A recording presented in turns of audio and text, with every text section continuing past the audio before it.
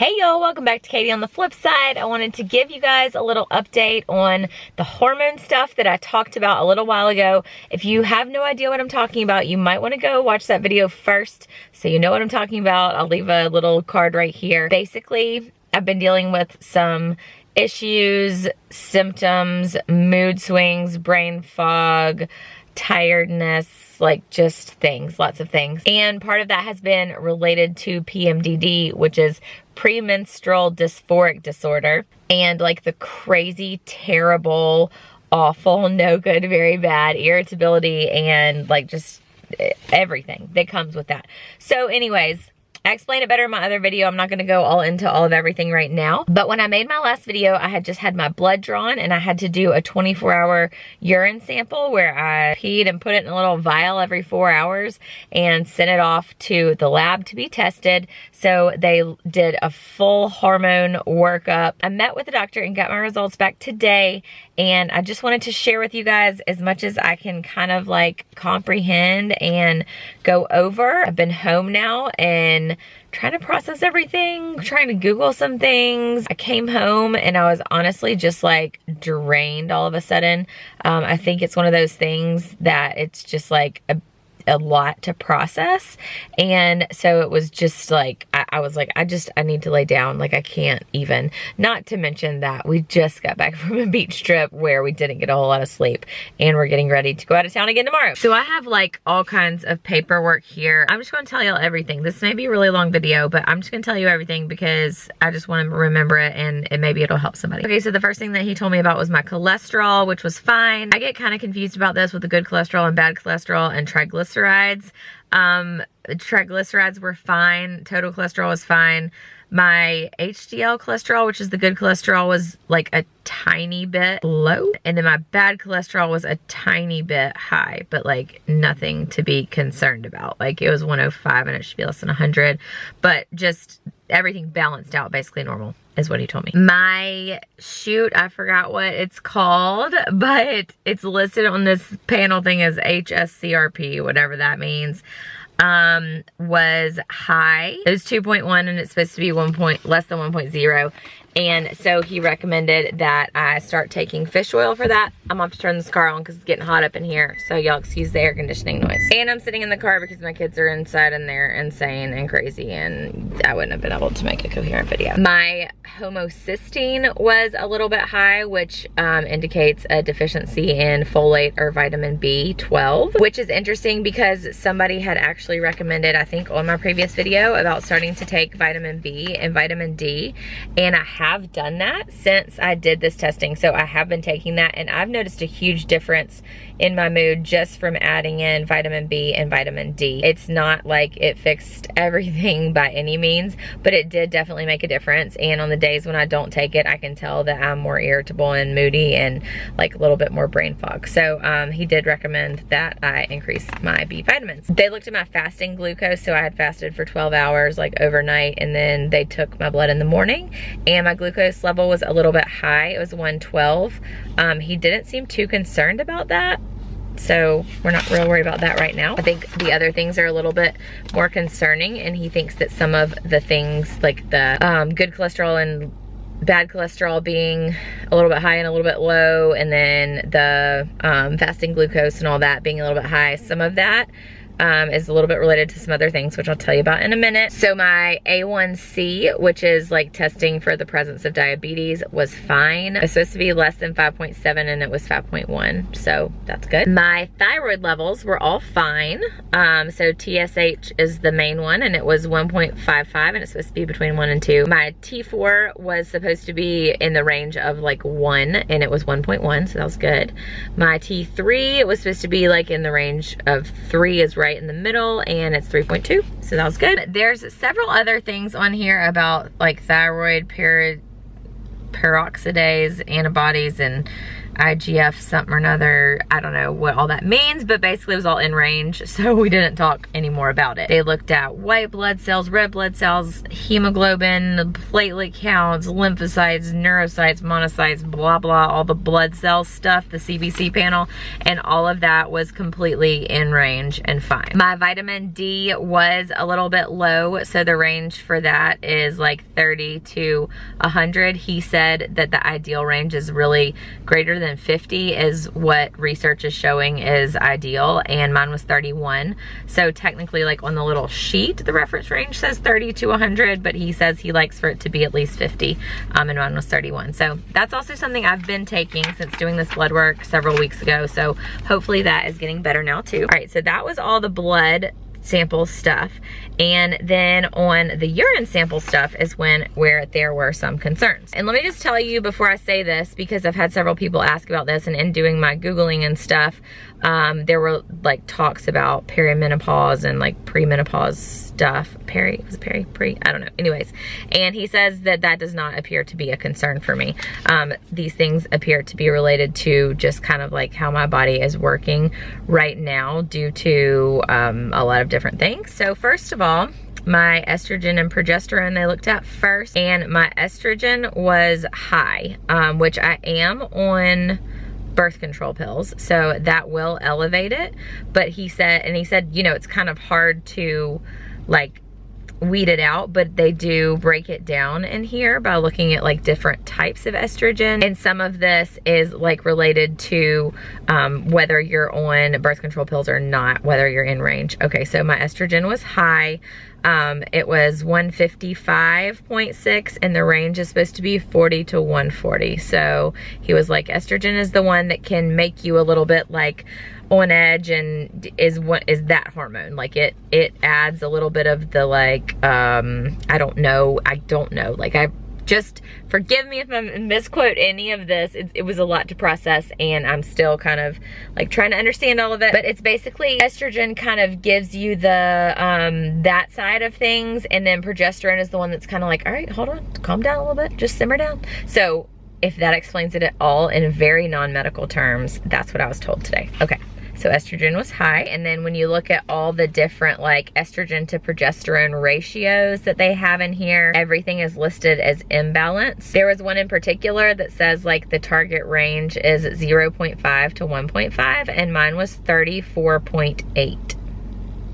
So that's pretty off. It looks at estrone, estradiol, estriol. I don't even know how to pronounce all these things, but basically they were way super elevated. Like there's so many, I don't want to read them all out, but like another super crazy example would be the one that is supposed to be in the range of 2.8 to 11, and it was 22.6. So yeah, very high on all those. Okay, so that was the estrogen information. And then for the progesterone, I'm making sure I'm looking at this right because it's listed kind of strange. My progesterone was low, which was not surprising because I did have to take it during both of my pregnancies, and like the target range listed here is 35 to 656. That's alpha pregnanediol. I have no idea what, I don't know. Anyways, it was low. It was 25, and it was supposed to be higher. So he had explained to me that that is why I generally feel good or better during pregnancy, and then after pregnancy I just don't. Like I'm one of those people who I'm like, I like being pregnant, like I feel good when I'm pregnant and I don't have any problems. That's something that is high for me during pregnancy. And he said, you know, it makes sense if with PMDD, when I get the moodiest or the most irritable or on edge or whatever, is after ovulation, so before you start your period, because your progesterone goes down and crashes after you ovulate. And so for, I think, oh gosh, I really don't remember, like I'm trying to remember all of this. If I'm misquoting this, I'm really sorry. But basically I think it's not supposed to like totally just crash and disappear after you ovulate. I think it's supposed to kind of level out or something like that, and mine just like crashes and disappears. I don't know. I'm just telling you that it's low. My progesterone is low and it's not where it should be. And that explains some things. But what he felt like explained the most things, it sounded like, was that my testosterone was like basically non-existent. Who knew women needed to have testosterone and were supposed to? The range for testosterone for women that is listed here is supposed to be between 2 to 6, and mine was less than 0.2. So I don't even know if they list it at 0, 0, but it was like basically non-existent. I basically don't have any of that. And he said that is something that is often associated with like fatigue, irritability, all the things, basically all the things that I'm dealing with, lack of motivation. So that was very, very, very low. Dihydrotestosterone was also super low, like less than 0.2 also. My testosterone metabolite ratio was low. It's listed as 0, and it's supposed to be between 0.5 to 1.5. So that was kind of surprising and something I had no idea about and didn't even know to expect. For my cortisol, it lists that my total DHEA, which I probably should have looked up what some of this meant before I told it to y'all, was elevated. It's supposed to be in the range of 430 to 1800, and mine was 2600. So yes, elevated. My cortisol to metabolite ratio was elevated, meaning I have decreased metabolism. I guess that means I metabolize things in a decreased way. Oh my gosh, this is the best. I am so sorry if there are any doctors watching this or people who know what they're talking about and I'm like totally screwing everything up. Okay, so I hope that made sense to some of y'all. That was basically all of my results, and it is interesting to me to find out the like significant imbalance in my hormones. I was kind of glad to know that my thyroid was okay, that wasn't a concern, as much as that would have explained some things that are happening. That's just a whole nother thing to treat. So hopefully, he said that I'm basically like a textbook case of what he sees in women all the time, a lot of times surrounding significant stress in your life. That's gonna cause a lot of these hormones to go out of balance. Sometimes it's just, you know, related to having kids, and as you get older, I mean, I'm 36, I'm not like super old, but as you get older, things are different than they were when you were younger. Also having 2 kids back to back, 22 months apart, breastfeeding for like most of that time, miscarriages, all that stuff can just kind of throw your hormones into a different state. So what he recommended for treatment for me was to start taking progesterone. I haven't like received it yet. It's a prescription and they're going to mail it to me. But on the little sheet he gave me, it says progesterone SR 10 milligrams. And I take 1 to 2 of them at night during days 12 through 28 of my cycle. Generally, the first 2 weeks for me are fine, or they were before I started birth control. Now it's a little crazy. But he said start taking 1 at night at day 12, which generally would be, you know, middle of the month around ovulation. And then continue to take 1, for me, usually like 7-ish days before I actually start my period is when things get extra crazy and I'm extra moody and don't, like, literally can't put thoughts together very well and feel like I'm losing my mind. Then he said at that point, start taking 2. The next thing he suggested was doing testosterone supplementation, which, let me just go ahead and tell you, these are all bioidentical hormones. So I explained this a little bit in the last one, but basically if you're taking like a prescription birth control pill, those are not bioidentical hormones. They're like created by pharmaceutical companies to be replicates in some way of hormones. But kind of the way he explained it to me, I'm gonna put this down, is that he said, like, so say you've got, you know, progesterone here and you're trying to supplement it, you know, you want it, I'm trying to make a perfect circle and it's not working. You want it to like nicely supplement things, to nicely fit together and complete the other half of the circle identically, which would be a bioidentical hormone, and I'm not doing it very well with my hands. But when you're taking, like in birth control, for example, like it's not estrogen, it's estradiol or whatever. It would be like this. So it's kind of like completing the other half of what it needs to supplement estrogen, but it doesn't fit exactly. Like a bioidentical hormone would fit exactly like that. Another type would not. Of course, there's also lots of other health reasons not to be on birth control. We talked about that, and I'll talk about that in a minute. But with the testosterone, this is easier. I'm just gonna hold the camera for a second. With the testosterone, he said that there was the option of doing like a cream that I would rub on my arm. And from what I've heard about that, you know, your dosage, you have to like remember to do it. You can also risk the, like, you know, having contact with your kids or somebody else and it rubbing off on them. So one thing that they do is testosterone pellets inserted into like your hip. It's just like a little thing that they, like a little, not salt pellet, but it's like a little pellet that they put in there, and 100 milligrams is what they usually do. And I was actually going to have that done today because I was like, yeah, just something like, let's try that, it might help. It stays active and like gradually distributes in your body over like 3 to 4 months, and then you have to come in and get another one put in. Then it's something you don't have to worry about. You know, you're always getting the right dose. You don't have to remember to take it with you, all that stuff. So I sat down with the nurse to start talking about like getting prepped for it, and she was like, okay, so you can't get the area wet for 24 hours, and you're gonna have, so they make like a little tiny incision. They numb it and everything, but they have to put little, they don't stitch it. It's just like little steri strips they put over it to keep it together.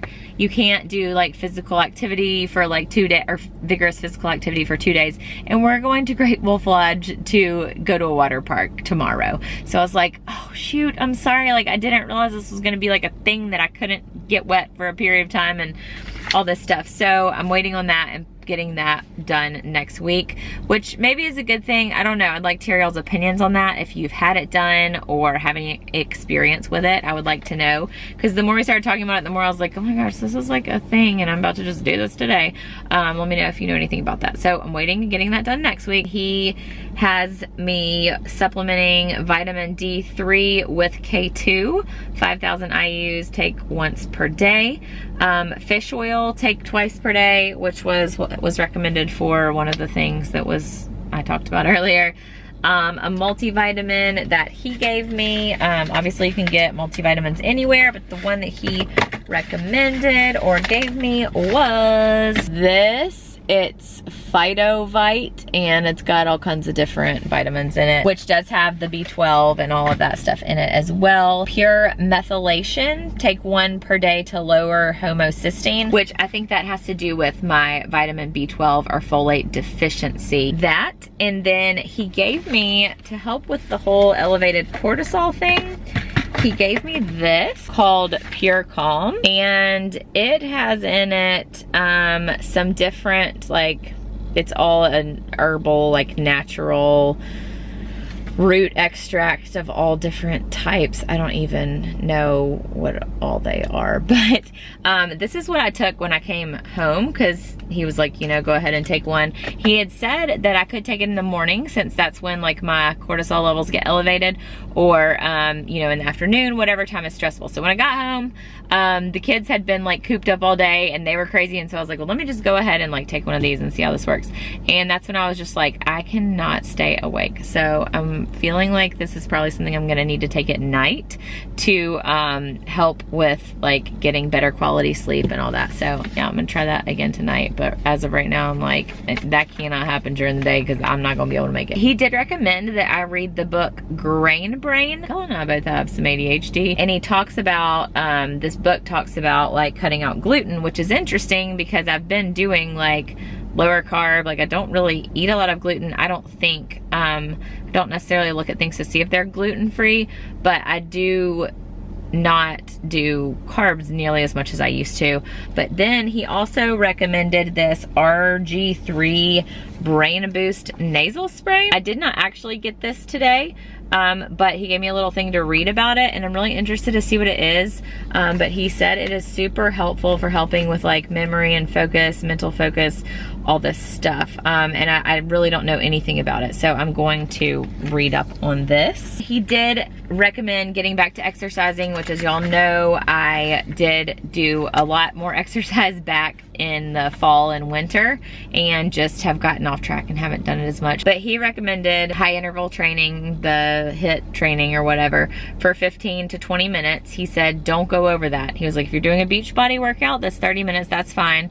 But like, definitely don't go past 30 minutes, because he was like, you get past that and it causes extra stress on your body, extra cortisol and all the stuff, and I'm already dealing with that. I think he said that.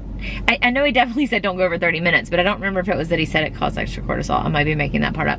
But regardless, he had a good reason for it. And he also said don't do it every single day. He said do a day of like the high intensity interval training, and then do a day of like yoga or stretching or like meditation or something like that.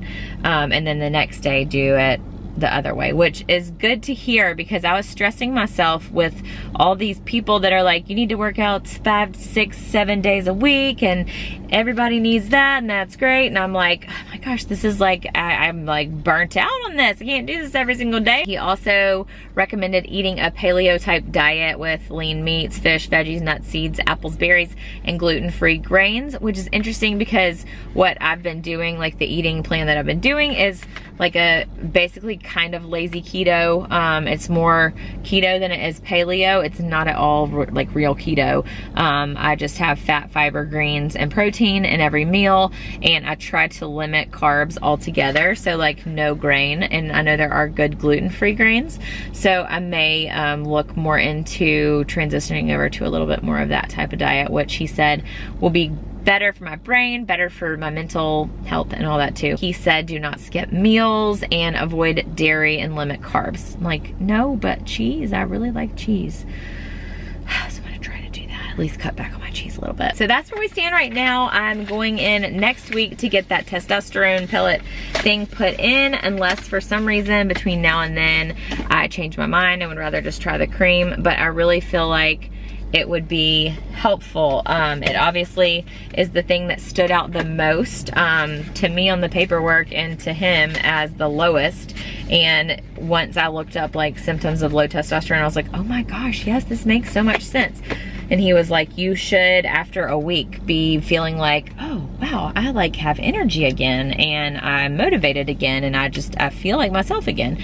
Obviously with this type of hormone, bioidentical hormone replacement therapy, any hormone replacement therapy, after a week, you're not gonna like feel back to yourself. It's gonna take time, it's a process, but you should at least start noticing a difference. And the testosterone is the main thing that he recommended. So y'all leave me your comments on that. If you have any experience with this. Sorry, not sorry that this is a really long video. I really don't care. I just wanted to talk about all this and wanted to be able to give the information, share this with y'all. I'm sharing this because I want to document it for myself, but also because I've looked for so much information on this and it's really hard to find information on people that actually look into this, get this tested, and get treatment for it. So I want to document the journey, let y'all know how everything works and what's working and what's not working for me. I know Ellie has been documenting her journey over on their channel, Ellie and Jared. So if you look on their channel, you'll see some of her videos too,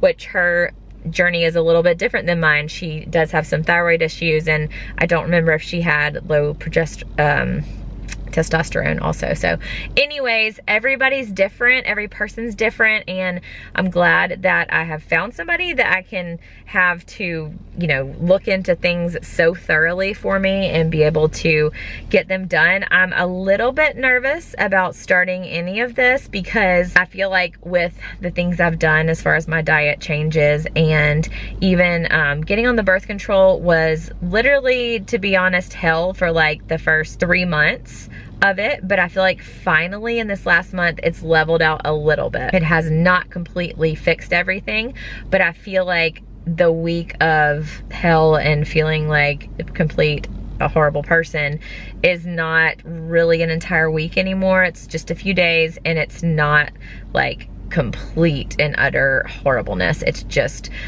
a little bit milder horribleness, but it's still noticeable. I do feel like though overall, in general, kind of a low level of just not feeling myself, always feeling tired, all that stuff. So I'm a little bit nervous about trying something different because I know with anything there is an adjustment period and there's like ups and downs and you have to get it leveled out and figured out. So hopefully this will be okay, y'all. If I lose my mind, please just don't leave me. Don't leave me. Okay, so the last thing that I said I was gonna talk about and I didn't is he obviously does not recommend birth control pills. That's something that he was like, I will totally work with you on that if you need it to prevent pregnancy and that's your method of preventing pregnancy right now. I don't recommend it. And he was like, if you weren't on it, so you didn't have all this synthetic like estrogen and all this stuff going into your body, he was like, I have seen this like exact stuff before. I could totally get you straightened out and level things out easier. But we do need to prevent pregnancy right now. He mentioned an IUD. I honestly I don't know how I feel about that. I've heard pros and cons and it's just another thing to do to my body. I don't know if we've even talked about this, but Cullen has talked about getting a vasectomy. That's something that we were both on the same page of wanting to do and just haven't taken that next step yet. That would completely eliminate the need for me to be on the synthetic birth control right now that could be causing some craziness in my body. Just a matter of him actually doing that.